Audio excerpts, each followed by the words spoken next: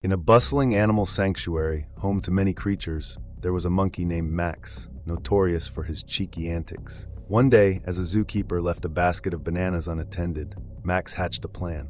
Stealthily, he swapped the bananas with a fake rubber look-alike, then watched from a tree as the zookeeper returned. Oblivious, the zookeeper picked up the fake banana, attempted to peel it, and was met with hysterical laughter from Max, who rolled around joyously in the canopy.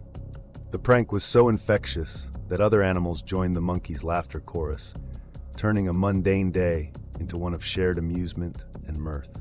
Whether it was Max's cleverness or the surprised look on the zookeeper's face, the tale quickly became the sanctuary's favorite, retold with chuckles for days.